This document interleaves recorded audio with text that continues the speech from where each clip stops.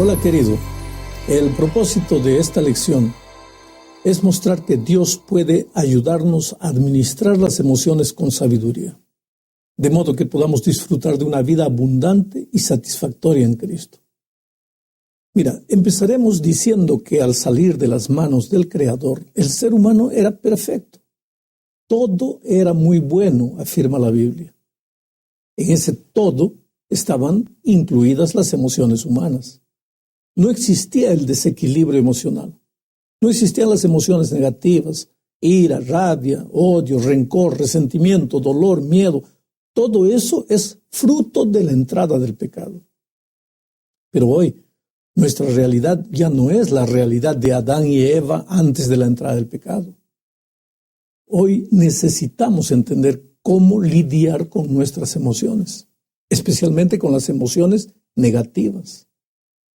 Bueno, la lección de esta semana nos lleva a considerar una historia bíblica registrada en el segundo libro de Samuel, capítulo 13. Este es un capítulo donde encontramos un desfile de emociones negativas. La historia cuenta que Amón, hijo de David, se enamoró de Tamar, su media hermana. Aquí encontramos la primera emoción negativa. Este amor que Amón sentía no era amor, era una pasión enfermiza, una emoción enfermiza, porque la Biblia dice que por causa de este amor, entre comillas, él se enfermó y comenzó a enflaquecer. El amor irracional no es una emoción positiva. Ningún amor auténtico es irracional. La pasión sí. La pasión quiere porque quiere. No entiende razones y muchas veces hace tonterías. Fue lo que hizo Amón. Él se hizo como que no podía levantarse, estaba enfermo y le pidió a su padre David que le enviase a su media hermana Tamar para prepararle algo de comer. Y aprovechando que estaban solos, la violó. De nada sirvieron las súplicas de Tamar. Amón estaba enloquecido y concretó su delito. Ahora, aquí encontramos la segunda emoción negativa de este capítulo 13. Al verse deshonrada, Tamar sintió vergüenza, humillación, ganas de no existir. Hay mucha gente fracasada en la vida por causa de la vergüenza. Vergüenza de la situación social, de su situación económica, vergüenza de su raza, de su edad, en fin. La vergüenza es dañina y te hace sentir inferior a las otras personas. ¿Y David? Bueno, cuando David se enteró de lo que había sucedido entre sus dos hijos, se encendió su ira. Y aquí encontramos una tercera emoción negativa de esta historia. Ira, cólera, rabia. Aquel sentimiento que no te permite ver las cosas, las circunstancias con claridad. ¿Sabes? Hay mucha gente que cometió asesinatos por causa de la ira. Evidentemente, esta es una emoción perjudicial. Bajo cualquier punto de vista, la ira no es una buena consejera. Pero sucedió algo más. Cuando la historia llegó a los oídos de Absalón, que era hermano de padre y madre de Tamar, su corazón se llenó de odio y planeó vengarse. Ahora, no creo que este sentimiento, el deseo de venganza, le haya hecho bien a Absalón, porque la venganza no le hace bien a nadie. Inclusive está probado que en la mayoría de los casos, el vengador se arrepiente de lo que hizo y después vive angustiado el resto de su vida. Pero aquí vemos dos emociones negativas más: el odio y el deseo de venganza. ¿Será que en este momento, por algún motivo, tú puedes identificarte con Amón, o con Tamar, o con David, o con Absalón? ¿Qué hacer cuando emociones negativas empiezan a gobernar tu vida? ¿A dónde ir en busca de ayuda? Yo te digo una cosa, ve a Jesús. Jesús es el único capaz de arrancar de tu corazón esos sentimientos destructivos que están acabando con tu vida. Entramos ahora a la segunda parte de la lección. Aquí se habla de emociones positivas. Leamos lo que dice Colosenses 3, 12 al 14. Mira, vestíos pues como escogidos de Dios, santos y amados, de entrañable misericordia, de benignidad, de humildad, de mansedumbre, de paciencia, soportándoos unos a otros y perdonándoos unos a otros, si alguno tuviere queja contra otro. De la manera que Cristo os perdonó, así también hacedlo vosotros.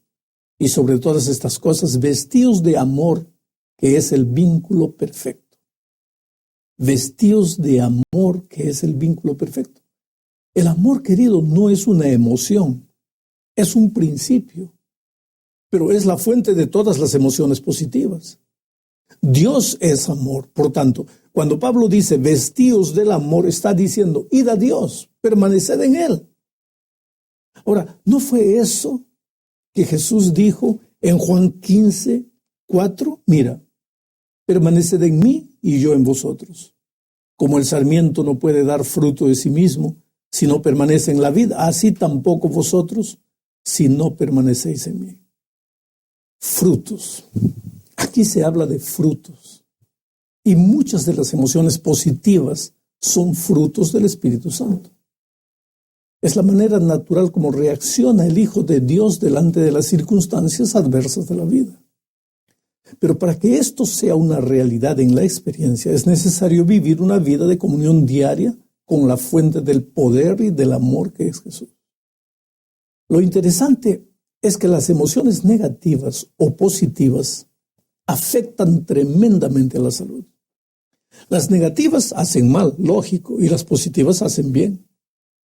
Las emociones tienen un gran poder para darnos salud o, por el contrario, para enfermarnos. El ser humano es un ser integral compuesto de un cuerpo físico, mente, emociones y el lado espiritual. Cuando una de las partes está mal, repercute en las otras. No hay cómo evitar esta situación. La tercera y cuarta parte de la lección nos lleva a pensar en la manera como Jesús expresó sus emociones.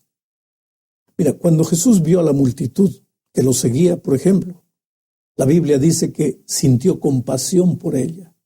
Quiere decir, Jesús se colocó en el lugar de la multitud, trató de entender cómo se sentían esas personas después de haber viajado días y días para escuchar su predicación. Jesús sabía que esas personas estaban con hambre y su corazón fue movido a hacer algo en favor de esa gente. El problema de estas personas no era solamente el hambre, sino el vacío, la desesperación del alma. Aquella gente buscaba solución para sus problemas y Jesús sintió dolor por lo que el pecado había hecho con los seres humanos. Su compasión nacía de una comprensión completa de la naturaleza humana. Ese amor maravilloso, esa compasión humana de Cristo se manifestó muchas veces, como por ejemplo cuando curaba a los leprosos. Jesús no tenía miedo de aproximarse de ellos, de tocarlos. Jesús tocó no solo a los leprosos, sino también a los ciegos y a otro tipo de enfermos. Ahora, ¿por qué? Es que él sabía que esa gente cargaba en la vida un profundo sentimiento de rechazo. Nadie se atrevería a tocarlos. La enfermedad en aquellos tiempos era un símbolo de pecado. No solo la lepra, la enfermedad en general. ¿Recuerdas cuando un día los discípulos le preguntaron a Jesús quién había pecado, si el ciego o sus padres? Ahora, Jesús quebró todas esas barreras y se aproximó de la gente y las tocó. En otra ocasión, y esa historia está en Marcos 10, Jesús acarició a los niños. Y al joven rico, el relato dice que lo amó. ¿Por qué lo amó? Es que aquel muchacho estaba perdido en medio de la iglesia. Cumplía todo, guardaba todo, seguía, obedecía todo, pero estaba perdido. Creía que la salvación era la recompensa de un buen comportamiento, pero se sentía vacío y perdido. Y Jesús sintió compasión por él y lo amó. ¿Cómo puedes creer entonces que Jesús no te ama? No importa quién eres, ni cómo vives. A pesar de las circunstancias en que te encuentras, Jesús te ama mucho y está dispuesto a extenderte la mano. En otra ocasión, delante de la ciudad de Jerusalén, Jesús lloró. La narración está registrada en Lucas 19, versículos 41 al 44. Dice así: cuando se acercó, al ver la ciudad, lloró sobre ella, diciendo: oh, si también tú conocieses, a lo menos en este tu día, lo que es para tu paz. Mas ahora está encubierto de tus ojos. Vendrán días sobre ti cuando tus enemigos te rodearán con cerca, te sitiarán y por todas partes te estrecharán y te derribarán a tierra y tus hijos dentro de ti, y no dejarán en ti piedra sobre piedra, por cuanto no conociste el tiempo de tu visitación. Esta es una de las partes que más me emociona. Jesús, que todo lo ve y todo lo sabe, conocía el futuro triste de Jerusalén por causa de su desobediencia. El pueblo no entendía, o parecía no entender, o fingía que no entendía, pero se estaba encaminando a la muerte. Y Jesús amaba a esas personas. ¿Qué podría hacer más Él para ayudarlas a escoger el camino de la vida? Porque la decisión es personal. Nadie podría obligarles a andar en los caminos de la vida. Ellos habían escogido el camino de la muerte y Jesús se emocionó tanto por la decisión errada de los hijos que amaba, que lloró. Ahora yo me pregunto a mí mismo, ¿qué con relación a mí? ¿Qué tipo de emoción yo le causo a mi Señor Jesús? ¿Alegría? ¿Tristeza? ¿Me importa lo que Él hizo por mí en la cruz del Calvario? Son preguntas que solo yo puedo responder. Los evangelios muestran 2 veces en las que Jesús lloró. Esta, delante de Jerusalén, fue la primera. La otra fue por ocasión de la muerte de Lázaro. Ahora, Jesús no lloró en la tumba de Lázaro porque nunca más vería a su amigo. No, Él sabía que en 5 minutos más Lázaro estaría vivo de nuevo. Entonces, ¿por qué lloró? Por la tristeza de los otros, por lo que el pecado había hecho en la vida. En aquella ocasión Cristo te vio a ti que acabas de perder un ser querido y sientes que has perdido el rumbo de las cosas. Lloró por ti, por la tristeza que el pecado trajo al mundo y porque te ama. Muchas veces, Él a veces tiene que dejar que tú llores, porque es en el dolor que tú creces.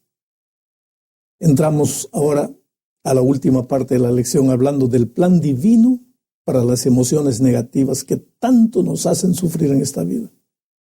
Cuando Cristo vuelva a esta tierra, todo será hecho de nuevo. El ser humano también será transformado. Esto corruptible se vestirá de incorruptibilidad. ¿Sabes lo que eso significa? Estas emociones corruptibles, las que surgieron después del pecado, ira, llanto, dolor, angustia, desaparecerán. Esa es la promesa de Apocalipsis capítulo 21, versículos 1 al 4. Mira, voy a leer. Dice así: vi un cielo nuevo y una tierra nueva, porque el primer cielo y la primera tierra pasaron, y el mar ya no existía más. Enjugará Dios toda lágrima de los ojos de ellos, y ya no habrá muerte, ni habrá más llanto, ni clamor, ni dolor, porque las primeras cosas pasaron. Las primeras cosas pasaron. ¿No es maravilloso? Acabó. Nunca más. Pero hasta que no llegue ese día, necesitamos ir a Jesús todos los días y permitir que Él opere en nosotros el milagro de la transformación. Eso es lo que hizo Juan. Llegó al Señor Jesús como el Hijo del Trueno y fue transformado en el discípulo del amor. ¿Cómo? A través de la convivencia diaria. Seguramente muchas veces Juan lloró su fracaso. Seguramente muchas veces pensó que no lo lograría. Es que traía una herencia genética terrible. Esa era su personalidad. Se dejaba arrastrar fácilmente por las emociones negativas, del odio, de la ira.